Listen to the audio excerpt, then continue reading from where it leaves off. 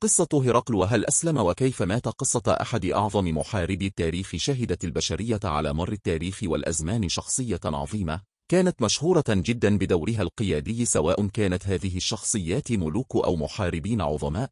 موعدنا اليوم مع شخصية لا يغفل عن اسمها الكثير لدرجة أن منتجي الأفلام السينمائية قاموا بإنتاج الأفلام عنها، وحتى الرسوم المتحركة لم تنس هذه الشخصية، أنه هرقل حاكم الروم.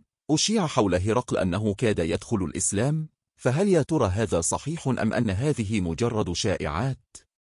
هذا ما سنتعرف عليه من خلال أحداث قصتنا لهذا اليوم، قصة هرقل وهل أسلم وكيف مات. فنتمنى أن تستمتعوا بقراءة هذه القصة ونتمنى أن تنال إعجابكم. قصة هرقل وهل أسلم وكيف مات. تم ذكر اسم هرقل في التاريخ باعتباره أعظم القادة وأكثرهم حنكة وبراعة، سواء في السياسة أو حتى في الحرب، لدرجة أن اسمه كان لقب يعرف به سلاسة الملوك الذين كانوا يحكمون الإمبراطورية البيزنطية خلال إحدى الفترات. ويعتبر أشهر للشخصيات التي كان يطلق عليها لقب هرقل هو الإمبراطور الذي حكم الإمبراطورية البيزنطية منذ عام 608 مترا. يذكر أن هذا الحاكم تزامنت فترة حكمه مع ظهور الدعوة الإسلامية في الجزيرة العربية. فمن يا ترى هو هرقل العظيم، وما هي قصته مع الإسلام، وما هي أهم الإنجازات التي قام بها؟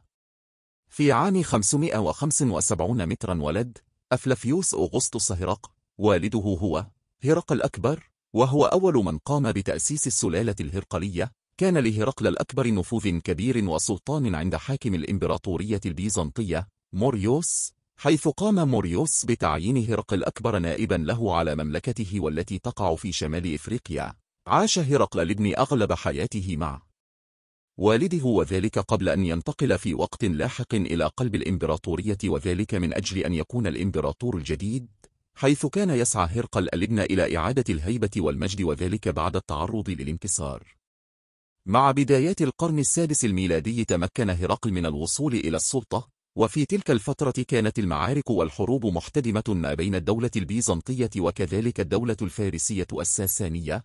تمكنت قوات الفرس من هزيمة الروم. بعد أن تولى هرقل الحكم عرض هرقل دفع الكثير من الأموال للفرس في مقابل التوقف عن القتال.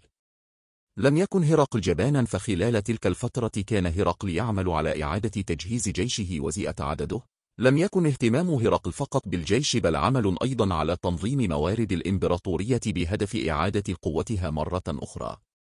بعد أن تمكن هرقل أخيرا من تجهيز جيشه الكبير، قام بالهجوم على الفرس في بلاد الشام. بالفعل تمكن هرقل من استرداد جزء كبير من الأراضي في الشام. لم يتوقف هرقل عند هذا الحد، بل تمكن أيضا من الوصول إلى مدينة تبريز عاصمة الساسانيين، وتمكن من هزيمتهم في عقر دارهم. حدث الانتصار الكبير للروم على الفرس.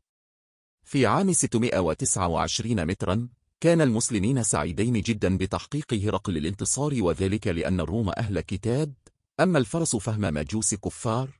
بعد أن بدأت الدعوة الإسلامية كان رسولنا الكريم محمد صلى الله عليه وسلم حريص على نشر الإسلام في شتى بقاع العالم.